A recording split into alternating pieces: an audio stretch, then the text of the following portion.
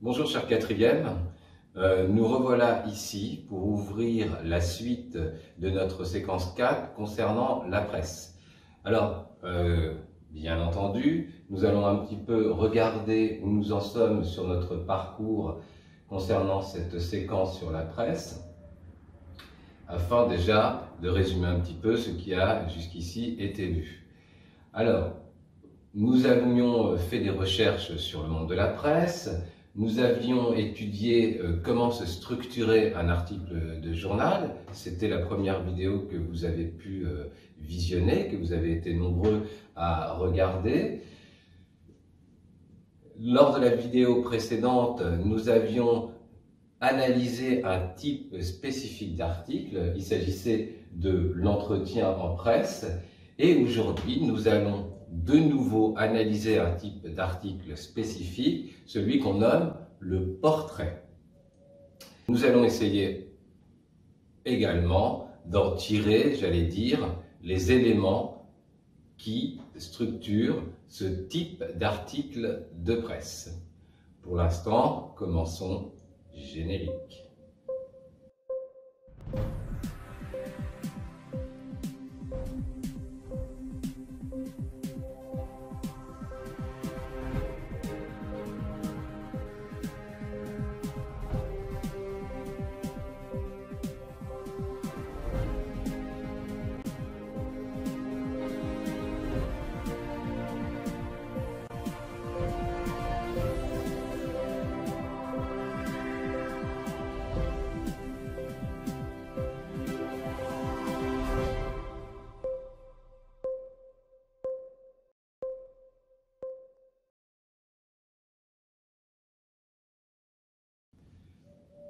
Donc, alors, si vous le voulez, si vous avez votre classeur en main, n'hésitez pas sur votre page de sommaire à préciser qu'ici il s'agit de la séance 4 et que le titre de cette séance 4, c'est le portrait en presse. Vous pouvez, là aussi, comme vous en avez l'habitude, préciser qu'il faut voir l'affiche imprimée. Alors, nous savons que nous traitons d'un thème, celui des migrants, et aujourd'hui nous allons donc parler de portraits. Vous allez voir qu'il s'agit spécifiquement de portraits féminins, puisque les articles que j'ai choisis sont issus du magazine Elle qui date de 2018. Mais avant cela, j'aimerais bien que nous analysions deux images. Regardez. La première image, ici, nous montre un camp de migrants. Il est évident, alors c'est un camp de migrants clandestins, photo qui a été prise à Calais le 17 mai 2014. Lorsqu'on regarde cette photo, on est frappé par un premier aspect, c'est effectivement que nous avons affaire à des hommes ici qui vivent parmi les immondices, parmi les déchets. Alors, il est évident que, regardant cette image, nous avons un premier choc, puisque nous ressentons une fois encore, comme nous l'avions vu à travers d'autres articles, ici, qu'il y a une perte d'humanité, qu'il y a une perte de dignité, puisque des hommes vivent ici parmi des déchets.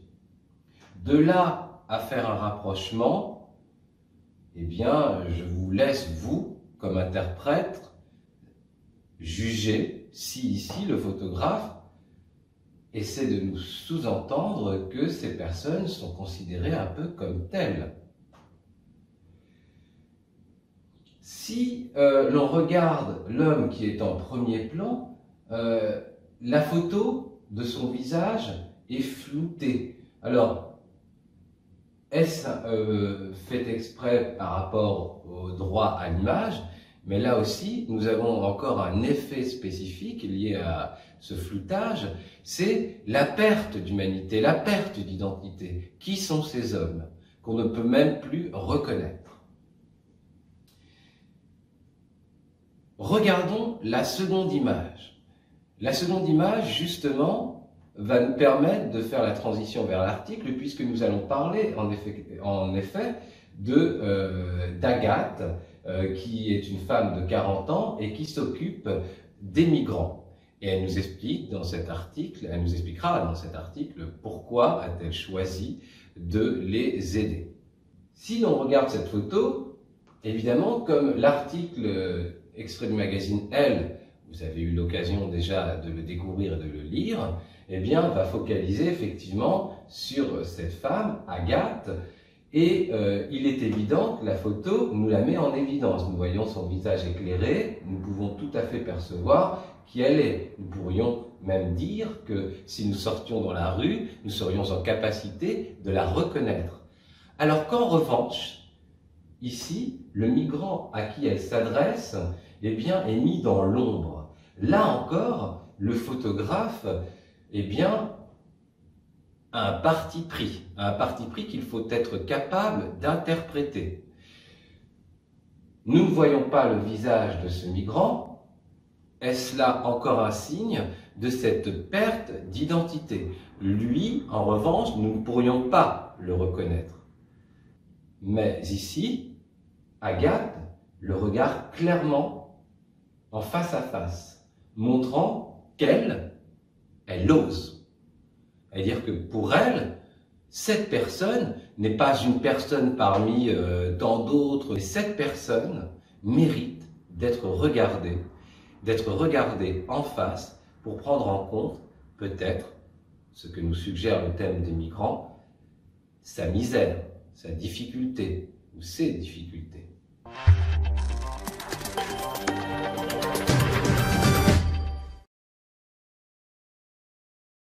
Passons maintenant à la lecture et à l'analyse de ces articles. Pour ne pas faire une vidéo trop longue, je vous ai demandé sur Pronote de les lire au préalable, ce qui nous permettra d'accélérer ici notre analyse et notre leçon. Cet article, qui est un article qui fait le portrait d'un certain nombre de personnes, ici, est extrait du magazine Elle, qui est un magazine féminin, mais qui propose des articles de journaux, des reportages, des comptes rendus.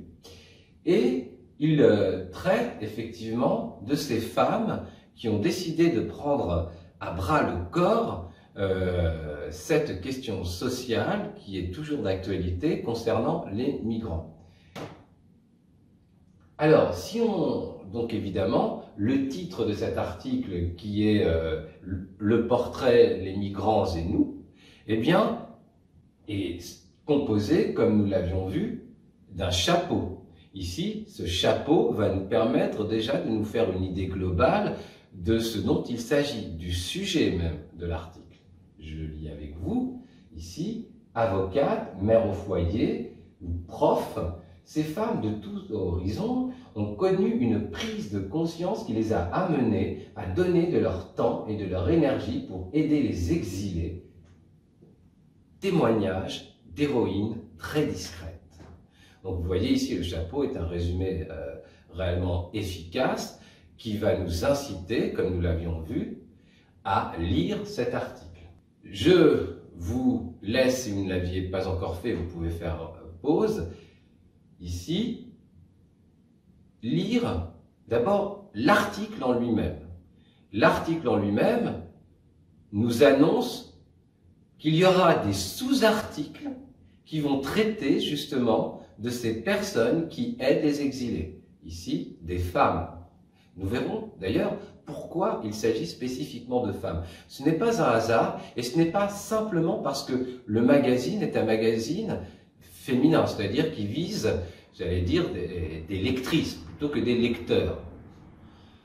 Il n'empêche qu'on peut tout à fait être lecteur et s'intéresser à Elle Magazine, puisque les reportages ne sont pas moins intéressants pour un homme. Nous allons regarder ce que j'ai nommé des sortes de sous-articles. Prenons celui qui concerne Agathe, femme de 40 ans, qui aide les exilés. Vous voyez, on a un chapeau.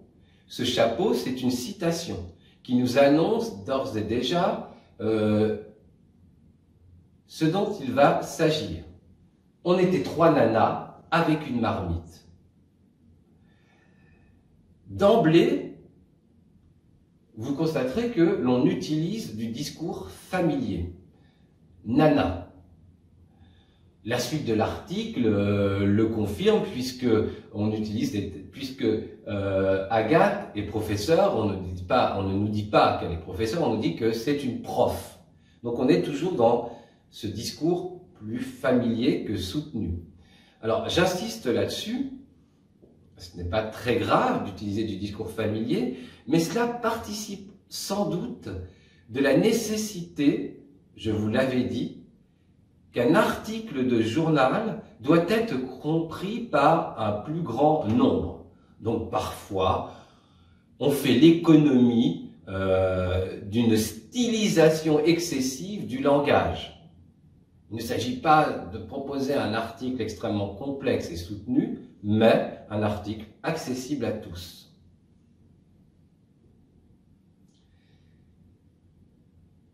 Dans le second sous-article, qui nous montre ici Lysia Muccinesi, qui a 46 ans, eh bien là encore, nous trouvons un chapeau. Ce chapeau ici est une citation de ce que dit probablement Lisa, dans cet article.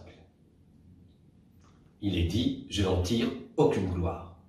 On nous fait le portrait d'une personne qui fait des choses manifestement exceptionnelles par rapport à la majorité de la population, mais qui nous dit que ce qu'elle fait, elle n'a pas à en tirer de gloire, ce qui sous-entend que ce qu'elle fait, nous devrions, nous, tous, le faire. Bien.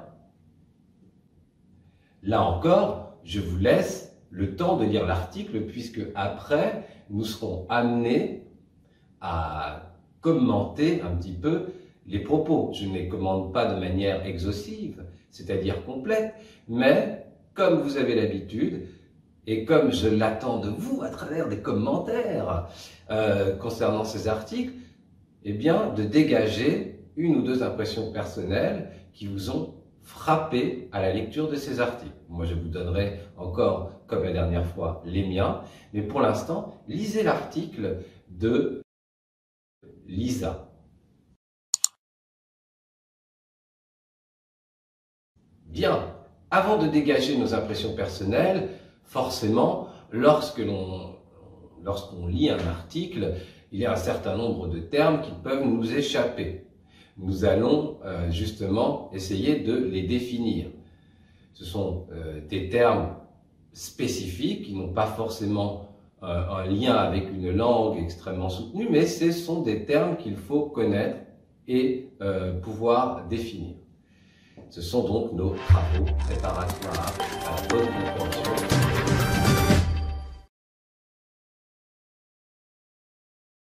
Premier terme qui concerne l'article principal de ce journal, avant les sous-articles traitant spécifiquement du portrait de ces personnes, eh bien, nous avons trouvé le terme crowdfunding, donc un terme anglais. Qu'est-ce que cela peut vouloir dire? Eh bien, nous allons pouvoir le voir à travers une petite vidéo qui va vous expliquer ce que c'est que ce crowdfunding, avec évidemment sa définition. Je vous laisse regarder quelques 2 minutes. Allons-y. Le financement participatif, qu'on appelle aussi crowdfunding en anglais, c'est très simple. C'est une personne, un groupe de personnes ou une société qui a une super idée, mais qui n'a pas l'argent ou la totalité de l'argent nécessaire pour la mettre en œuvre. Ils se rendent donc sur un site internet pour proposer à tout le monde de participer financièrement. Ça peut être 1 euro, 20 euros, 200 euros, 1000 euros, n'importe qui peut donner le montant qu'il souhaite et en échange recevoir des contreparties librement fixées. Si vous donnez 1 euro par exemple, le projet inscrira votre prénom sur leur site internet comme quoi vous les avez soutenus. Pour 20 euros, vous allez recevoir le produit du projet en avant-première. Pour 200 euros, pourquoi pas une édition collector. Et pour 1000 euros, là vous allez carrément être invité à visiter la société ou à rencontrer les porteurs du projet que vous soutenez et à donner votre avis sur l'avancement. Et grâce au financement participatif, on peut quasiment tout financer. Un film indépendant, l'album d'un groupe de musique peu connu, un jeu vidéo, Des livres, le projet ou une idée d'un entrepreneur à qui les banques ne prêtent pas, et généralement elles ne prêtent pas quand c'est innovant, ou carrément une société qui est proche de chez vous ou à l'autre bout du monde, mais qui a une super idée de produit, qui a déjà les prototypes, mais qui n'a pas l'argent pour lancer la fabrication. Et c'est vous, grâce à votre participation, grâce à votre 1 euro, qui allez permettre à des gens d'avancer, de créer, et voire même de changer le monde en bousculant les marchés, les codes et les pensées. Voilà, vous savez presque tout sur le financement participatif. Bien, vous avez donc à peu près une idée de ce que c'est le crowdfunding. Ici, vous pouvez le noter en guise de définition, elle apparaît devant vous. Le crowdfunding, c'est un financement participatif. C'est-à-dire que nous allons demander à des gens de bien vouloir participer financièrement à une cause précise. Le financement participatif ou crowdfunding permet aux entreprises et aux particuliers, c'est-à-dire vous comme moi, de collecter des fonds, c'est-à-dire de l'argent pour un projet économique, personnel ou humanitaire. Ici, évidemment, le projet est humanitaire puisqu'il s'agit de protéger des migrants qui se retrouvent dans une situation difficile lorsqu'ils arrivent en France. Ah,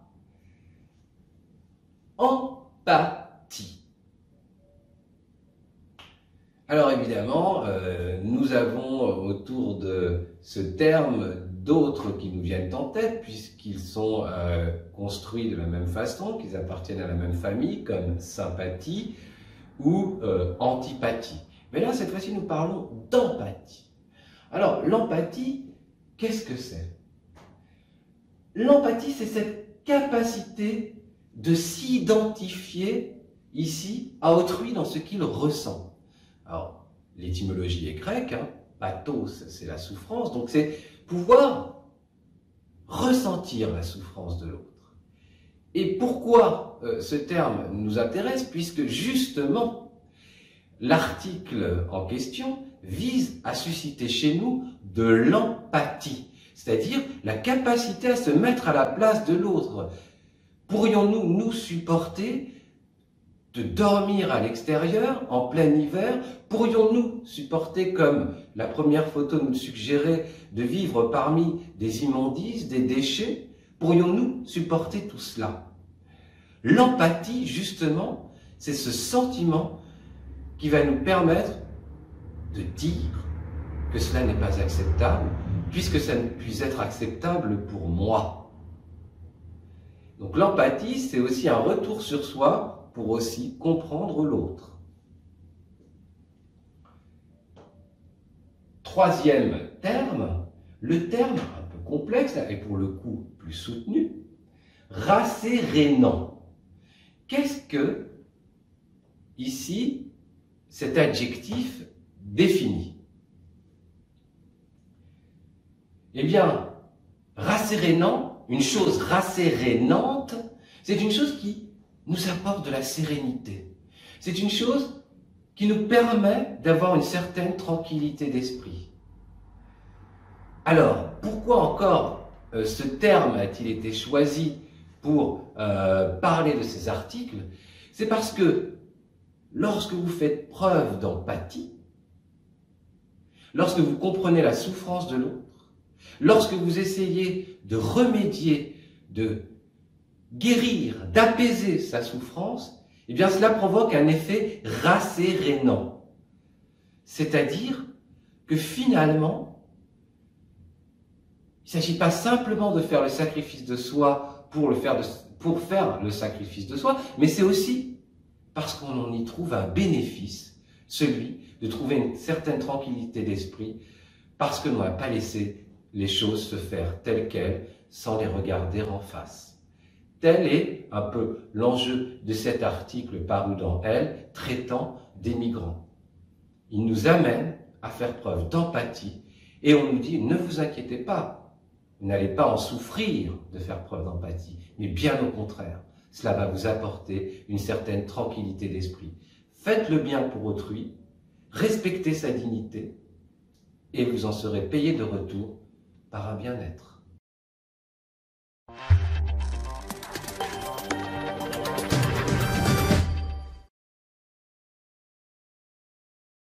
puisque nous avons déjà bien parcouru ces articles, puisque vous les avez lus, eh bien, il s'agit pour nous de définir quelles sont ces caractéristiques. Quelles sont les caractéristiques d'un article qui se veut un portrait?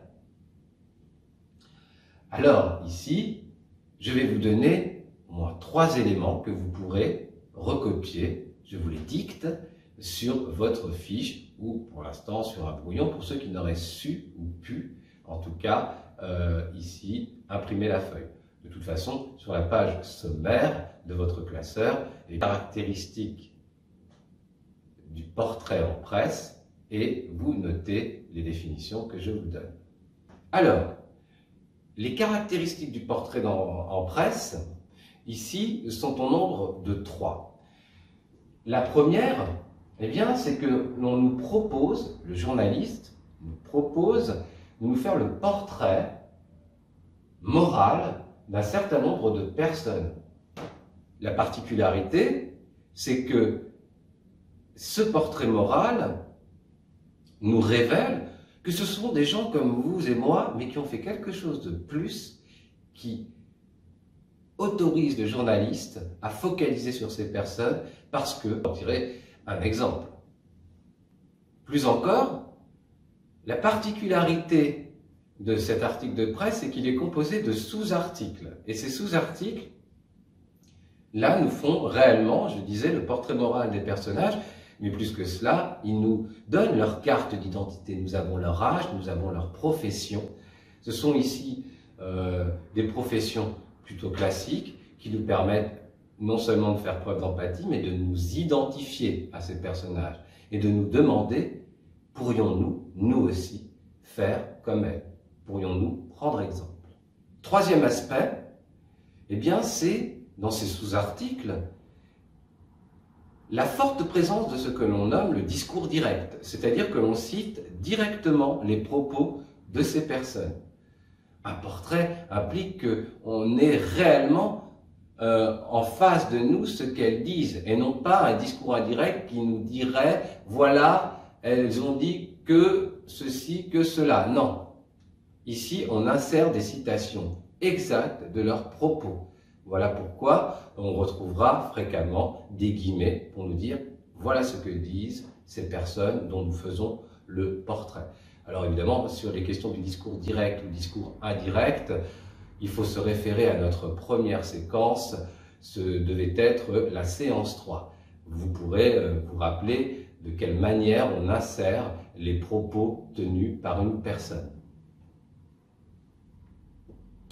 Bien, donc ces 3 aspects définis, je vous invite ici maintenant à commenter ce texte.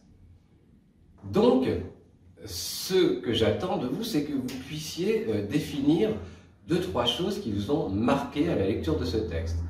Je l'ai pris devant moi et ici, je vais vous dire ce qui, moi, m'a frappé et je vais vous citer le texte parce que tel est ce que j'attends lorsque vous donnez une impression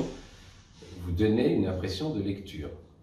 La première chose, c'est dans l'article principal, avant les sous-articles dont j'ai parlé, le journaliste nous dit « Invisibles, les élans de citoyens ordinaires existent partout en France. Ils sont le plus souvent informels. » C'est-à-dire que ce n'est pas forcément très organisé, très structuré. Difficile donc à quantifier. Donc on ne peut pas dire si ce que font par exemple ces femmes dans ce portrait, eh bien la chose est généralisée ou pas.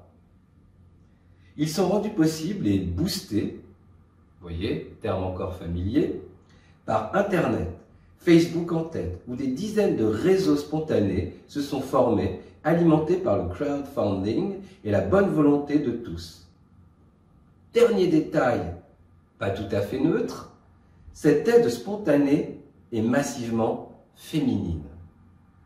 Autrement dit, face au désarroi des migrants, face à la question des migrants, face à leur perte de dignité humaine du fait des conditions de leur existence ici lorsqu'ils arrivent sur notre territoire, eh bien, on constate que les premières personnes à s'en émouvoir et à faire quelque chose, ce sont principalement des femmes et non pas des hommes. Un autre aspect qui m'a marqué, eh bien,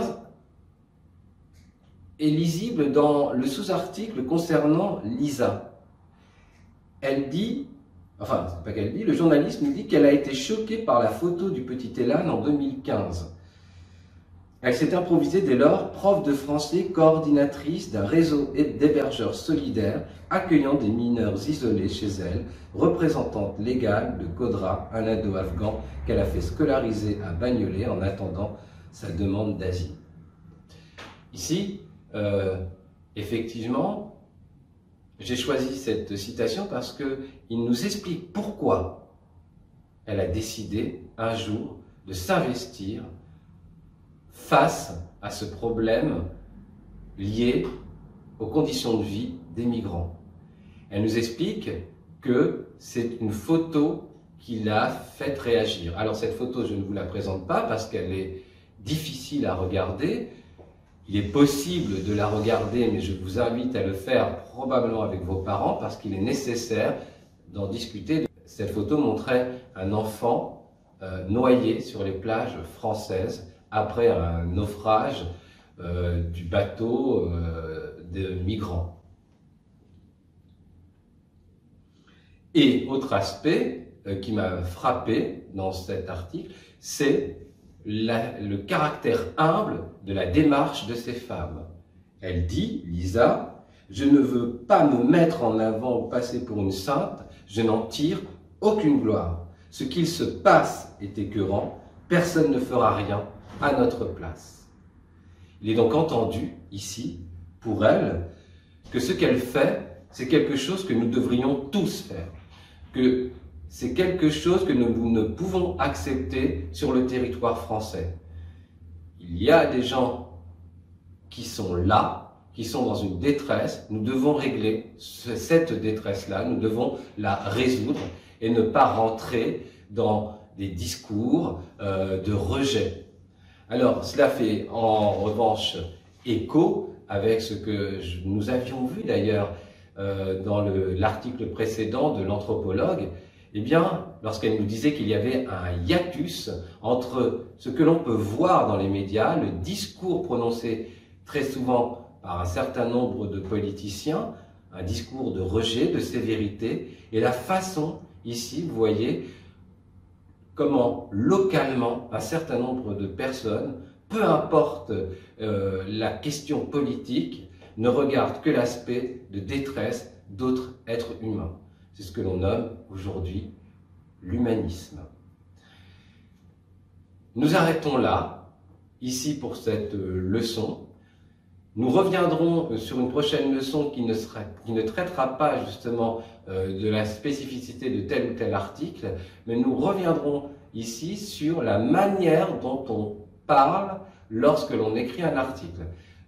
Il s'agira de traiter de ce qu'on appelle la modalisation dans le langage, mais je vous expliquerai ce terme un peu complexe, mais qui ne l'est pas, une prochaine fois. À bientôt.